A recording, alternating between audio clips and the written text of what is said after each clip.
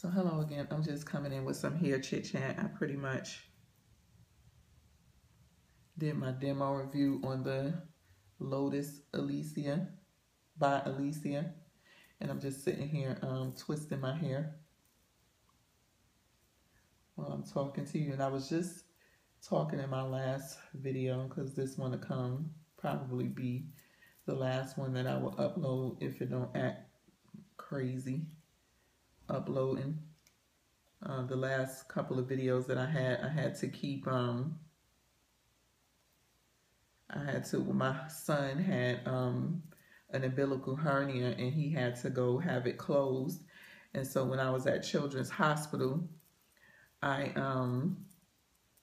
had like super duper fast free Wi-Fi. And so I sat there and uploaded all my videos, because I had been having issues with my own stupid slow Wi-Fi uploading videos.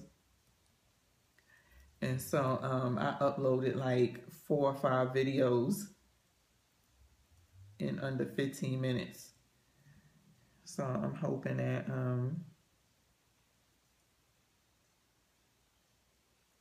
I don't have an issue, but these products are very nice. And I know I'm probably sitting here using 2 moisturizers, because I just realized that Triple Moisture Souffle has water in it, but the second, third, and fourth ingredient is shea butter, mango butter, and cocoa butter, and then the rest are oils. And so it's very butter and oil based, and you can feel the oils in it. So I'm kind of using it to kind of seal with, but this also has shea butter, but it's kind of in a bunch of oils, but it's kind of further down the line. So yeah, this is what it looks like again, and it's in Butt Naked, and the scent is kind of like, you don't really smell it. It's kind of it's really pleasant Butt Naked. It won't clash. So, and this is what it looks like. So yeah, I'm kind of just using this to seal with, because it has more butters and oils in it, and it's still hot here. It's still in the high 90s. So I don't need to get like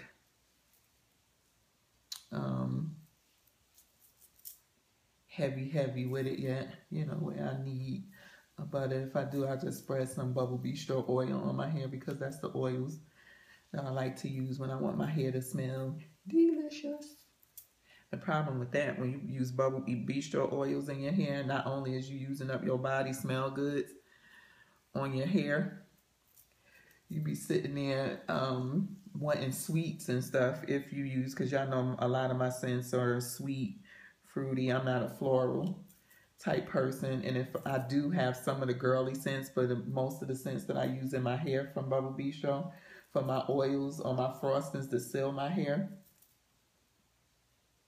is sweet and fruity. So I'll be sitting there like, I want some candy, I want some cake. One time I put lemon pound cake in my hair and forgot, and I was going out of town and I'm getting on the flight and I'm like, I want some lemon pound cake. And I said, I forgot I put that stuff in my hair. I smelled that lemon pound cake for about 2 days, I'm not lying, before the scent kind of, you know, went away. But Bubble Bistro frostings are very good on the hair. Actually, Natural Dane, I met up with her on Saturday and we had a really good time.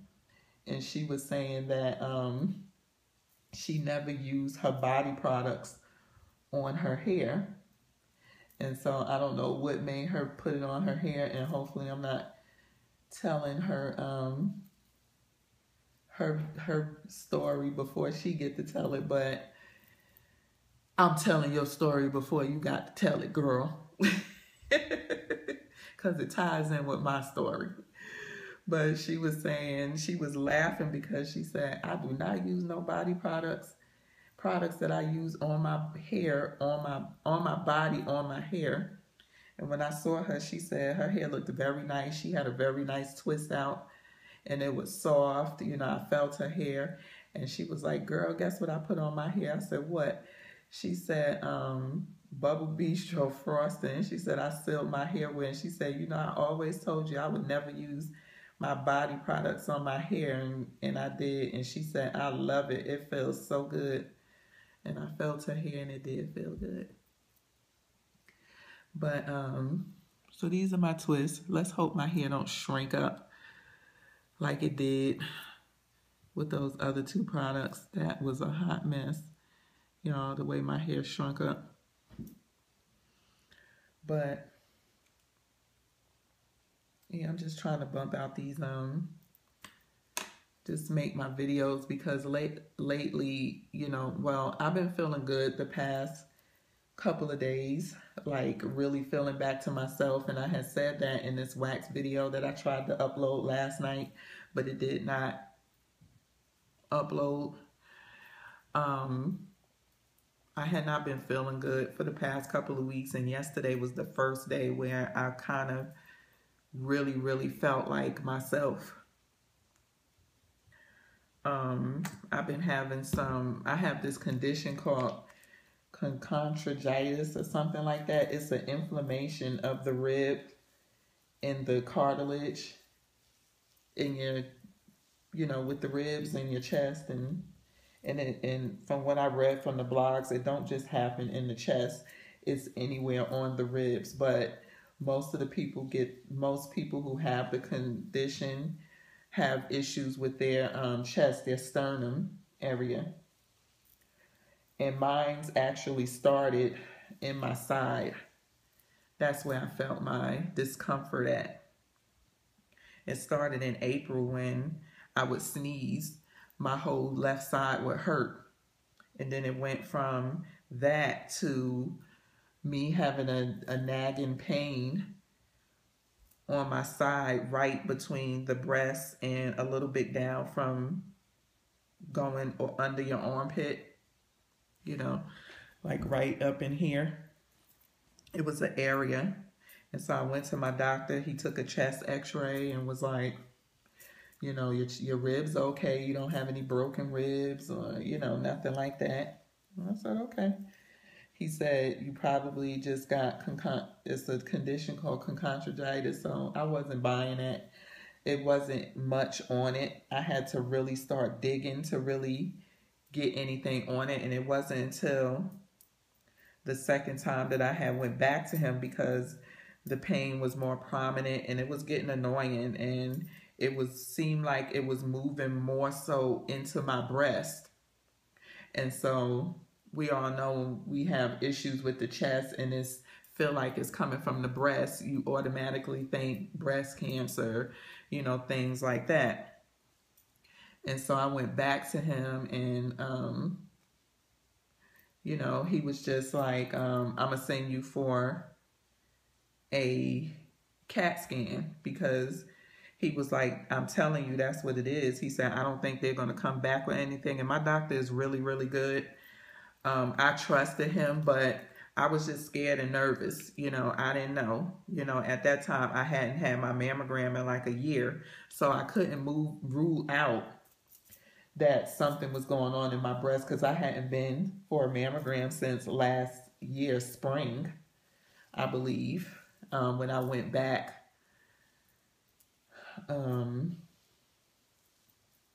For my checkup, because I had a lump in my breast. I found a lump in my breast December 2014. I had to have it removed. So I had to keep going back for checkups and, you know, stuff like that after they removed it and all of that stuff. So I hadn't been for a sonogram since then. And so I couldn't rule out, you know, I mean, I know my body, it just seemed like it was weird. It was nagging, but he is the doctor. So I went for a CAT scan, and it came back. The CAT scan was clear. There was nothing wrong with my heart. There was nothing wrong with my ribs, and everything that a CAT scan shows, it was nothing wrong. Everything was fine. But again, a CAT scan does not show breast tissue, you know? And so I was still kind of nervous. So, you know, time goes on, and I want to say like 2 weeks later, I get this really bad sharp pain in my breast. It was in my chest, but it was in my breast. Now, it was the second time that I had the pain. The first time I had it, I didn't really say anything about it or do anything about it. I kind of felt like a heart attack, but I was still alive. So I just kind of went on, you know, thinking it's just this chest thing. But the second time I had it, the pain stayed. And when I called, I was still alive, so I knew it wasn't a heart attack. And so when I called him to talk to him about it, they was like, we can't leave a message for him, not with pain chest, you need to come in. And so I went in to the office. My doctor is like an hour and 15 minutes away from my house. Now, some of y'all may say, why do you drive? Isn't there doctors that are closer? Yes, doctors that are closer. But let me tell y'all, for the last 8 years that I've been here, he has been in the top 100 of doctors in Phoenix. And with my experience with him, everybody that goes to him love him. He is the Cardinals doctor as well. And that's how I met him. Me and my husband both went to him, you know, as our primary doctor. But he is like the best in the biz, you know. Very good bedside manners. And I love my doctor. And so I went back to him, and, you know, he was just like, it's your conchondritis. You know, this was after I had the CAT scan. And when they felt around my sternum and, you know, up under the bones, up under the breast, it was hurting so bad when he and his PA was pressing on it. And plus the pain had shot through to my shoulder blade, and my ribs right up under my my right shoulder blade was hurting as well. It was a spot there that it had flared up at that was hurting as well. So he gave me, I told him mostly they will prescribe aspirin, like 2 Advil for breakfast, lunch, and dinner. And I told him I can't take all that aspirin. That stuff gonna mess my stomach up. You know, so he said we could give you a coated, you know, pain reliever. So he just prescribed for me some tramadol, and he also prescribed for me, which they had to fax in to a compound pharmacy, a compound pain cream that he put together for me. And so they had to mail that. They had to get back to me, get my insurance and all of that. And, you know, me pay for it. My insurance didn't cover the pain cream, so I had to pay for it. It was $59. But the tramadol was working just fine up until last Monday. And that's when it all went downhill for me. When I tell y'all I had every side effect that tramadol gave. I had depression, I had nervousness and anxiety. I had a headache, I had a head pressure, felt like my head was in a vice grip. My mood was just going down and down. It worked as far as like getting rid of all the pain. Like I had no pain. That stuff was the best thing since sliced bread when it comes to getting rid of some pain. Oh yeah, but the side effects, I couldn't do it. I was crying. I was really depressed, like in a dark hole from that stuff. It really had me going. And I want to say by Thursday, I was starting to feel better because I didn't take it after Monday. So by that Thursday, I only had been taking it for a week, but by that Thursday, I was feeling much better. Friday, I was feeling better. I still had some dizziness, drugginess, and bouts, headache, pressure, head pressure, and stuff. But I want to say yesterday was the first day that I didn't have the headache or the isolated head pains or the pressure in my head or, you know, like the tiredness and stuff. I was still getting a little bit of the dizziness or whatever, and that was even in bouts here and there. But yeah, that's basically my story with tramadol. But this is going to be on 15 minutes, so y'all know I'm going to have to shut this off in a minute. But just kind of wanted to come and chit chat with you while I was doing my hair and kind of tell you what was going on with me a little bit. But I'm okay. I'm still alive. Thank you, Jesus. So thank y'all for watching, and peace.